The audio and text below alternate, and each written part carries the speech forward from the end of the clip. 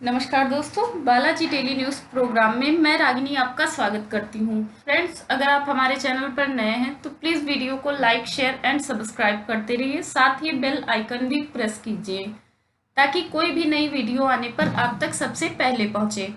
आइए चलते हैं हमारे आज के इम्पॉर्टेंट क्वेश्चन की तरफ। क्वेश्चन नंबर 1, किस राज्य सरकार ने हाल ही में घोषणा की कि उनकी सरकार बाजू स्वास्थ्य कल्याण योजना के तहत स्मार्ट स्वास्थ्य कार्ड प्रदान करेगी? Option A Bihar, option B Punjab, option C Odisha, option D Tamil Nadu. And the right answer is option C Odisha. Odisha के मुख्यमंत्री नवीन पटनायक ने घोषणा की कि उनकी सरकार बाजू स्वास्थ्य कल्याण योजना के तहत स्मार्ट स्वास्थ्य कार्ड प्रदान करेगी। राज्य में 96 लाख परिवारों के 3.5 करोड़ लोगों को स्मार्ट हेल्थ कार्ड मुहैया कराए जाएंगे। राष्ट्रीय और राज्य खाद्य सुरक्षा योजनाओं में अन्नपूर्णा और अंत्योदय पहल के लाभार्थियों को ये कार्ड प्रदान किए जाएंगे। इसके तहत महिलाएं सालाना 10 लाख रुपए तक का इलाज का लाभ उठा सकती हैं। परिवार के अन्य सदस्यों को प्रत्येक को 5 लाख रुपए तक का लाभ मिलेगा। क्वेश्चन नंबर 2, प्रधानमंत्री नरेंद्र मोदी ने 15 अगस्त 2021 को कितने लाख करोड़ रुपए की प्रधानमंत्री गतिशक्ति पहल की घोषणा की? ऑप्शन ए 100 लाख करोड़ रुपए, ऑप्शन बी 200 लाख करोड़ रुपए, ऑप्शन सी 300 लाख करोड़ रुपए, ऑप्शन डी 400 लाख करोड़ रुपए। And the right answer is option A 100 lakh crore रुपए।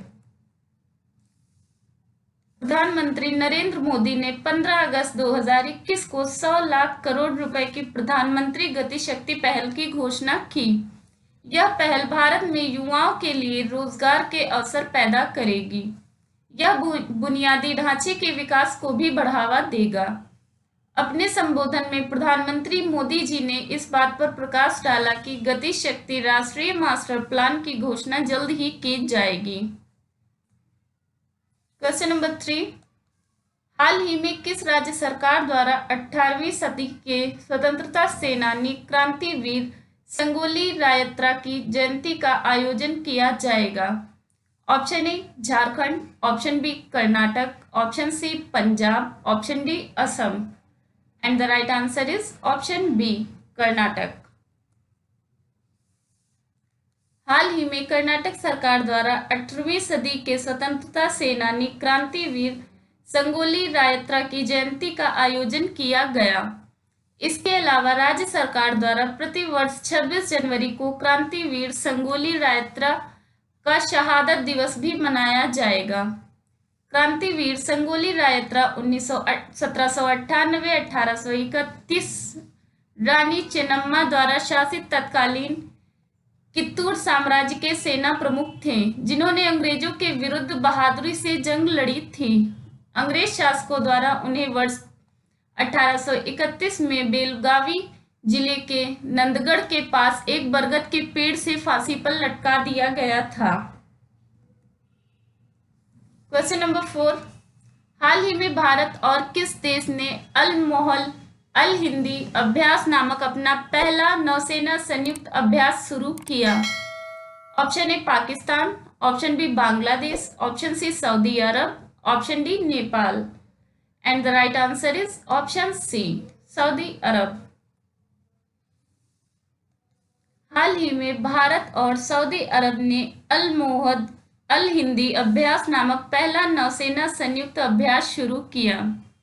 इस द्विपक्षीय अभ्यास पर फैसला वर्ष 2019 में आयोजित रियाद शिखर सम्मेलन में लिया गया।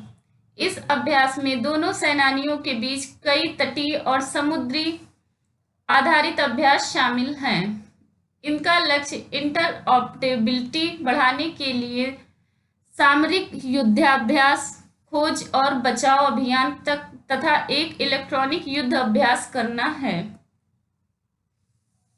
क्वेश्चन नंबर 5, हाल ही में किस राज्य सरकार ने 4127 हेक्टेयर से अधिक वन क्षेत्र पर धमतरी जिले के निवासियों के अधिकारों को मान्यता प्रदान की है? Option A Jharkhand, option B Madhya Pradesh, option C Tamil Nadu, option D Chhattisgarh. And the right answer is option D Chhattisgarh. हाल ही में छत्तीसगढ़ राज्य सरकार ने 4127 हेक्टेयर से अधिक वन क्षेत्र पर धमतरी जिले के निवासियों के अधिकारों को मान्यता प्रदान की है।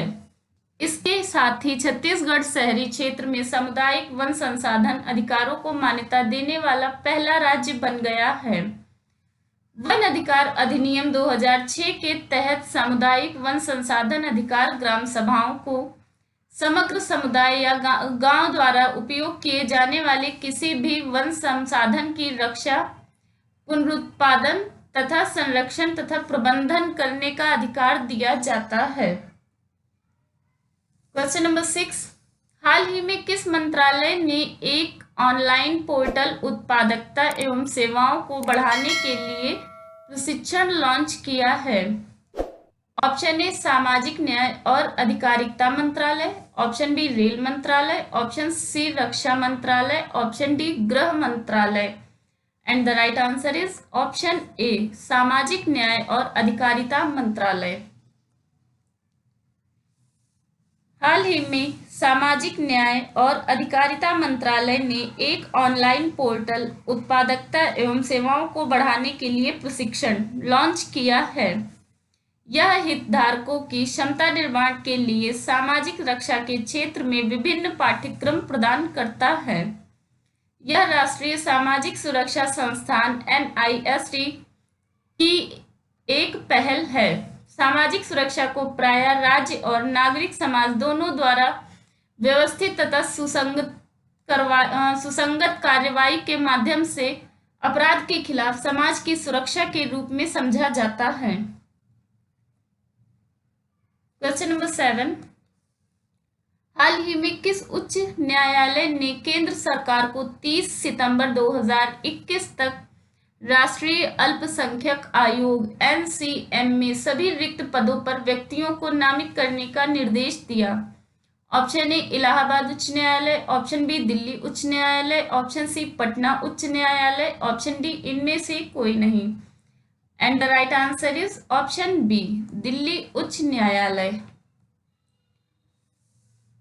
हाल ही में दिल्ली उच्च न्यायालय ने केंद्र सरकार को 30 सितंबर 2021 तक राष्ट्रीय अल्पसंख्यक आयोग NCM में सभी रिक्त पदों पर व्यक्तियों को नामित करने का निर्देश दिया।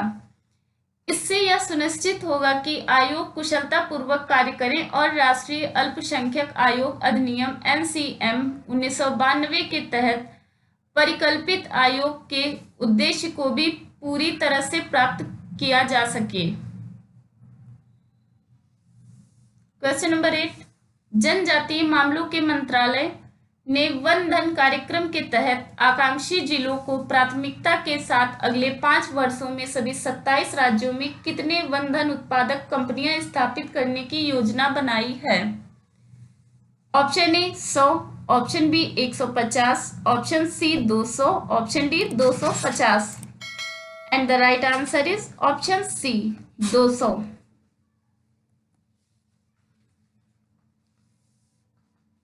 जनजातीय मामलों के मंत्रालय ने वन धन कार्यक्रम के तहत आकांक्षी जिलों को प्राथमिकता के साथ अगले 5 वर्षों में सभी 27 राज्यों में 200 वन धन उत्पादक कंपनियां स्थापित करने की योजना बनाई है। यह जनजातीय स्वयं सहायता समूहों SHG का गठन करने और उन्हें जनजातीय उत्पादन कंपनियों को मजबूत करने हेतु बाजार से जुड़ा एक आदिवासी उद्यमिता विकास कार्यक्रम है। यह पहल वन धन यानी वन धन का उपयोग करके आदिवासियों के लिए आजीविका सृजन को लक्षित करती है। क्वेश्चन नंबर 9, भारतीय वायुसेना ने निम्न में से किस जगह दुनिया का सबसे ऊंचा mobile air traffic control tower का निर्माण किया? Option A Sikkim, option B Nagaland, option C Ladakh, option D Delhi. And the right answer is option C Ladakh. भारतीय वायुसेना ने लद्दाख के एडवांस लैंडिंग ग्राउंड में दुनिया के सबसे ऊंचे एयर ट्रैफिक कंट्रोल ATC टावरों में एक टावर का निर्माण किया है। एयर ट्रैफिक कंट्रोल द्वारा पूर्वी लद्दाख में चल रहे विमानों और हेलीकॉप्टरों के संचालन पर नियंत्रण किया जाता है। भारत पूर्वी लद्दाख में दौलत बेग ओल्डी DBO, फुकचे और न्योमा सहित कई हवाई क्षेत्र भी विकसित करने पर विचार कर रहा है। ये स्थान चीन के साथ वास्तविक नियंत्रण रेखा LC से बस कुछ ही मिनटों की दूरी पर हैं। क्वेश्चन नंबर 10, भारतीय एथलेटिक महासंघ की समिति के अनुसार देश में हर साल किस तारीख को जेवलिन थ्रो डे मनाया जाएगा? ऑप्शन ए 12 मार्च, ऑप्शन बी 7 अगस्त, ऑप्शन सी 20 अप्रैल, ऑप्शन डी 15 जनवरी। And the right answer is option B 7 अगस्त। भारतीय एथलेटिक महासंघ समिति ने फैसला किया कि देश में हर साल 7 अगस्त को जेवलिन थ्रो डे मनाया जाएगा ताकि ज्यादा से ज्यादा युवाओं को इस खेल से जोड़ा जाए। 7 अगस्त 2021 को ही नीरज चोपड़ा ने टोक्यो ओलंपिक में गोल्ड मेडल जीता था। 23 वर्षीय नीरज चोपड़ा अभिनव बिंद्रा के बाद भारत के दूसरे व्यक्तिगत ओलंपिक स्वर्ण पदक विजेता हैं। यह ओलंपिक के इतिहास में एथलेटिक्स में भारत का पहला स्वर्ण पदक है। नमस्कार दोस्तों, हमारे आज के इम्पोर्टेंट क्वेश्चन यही समाप्त होते हैं। धन्यवाद।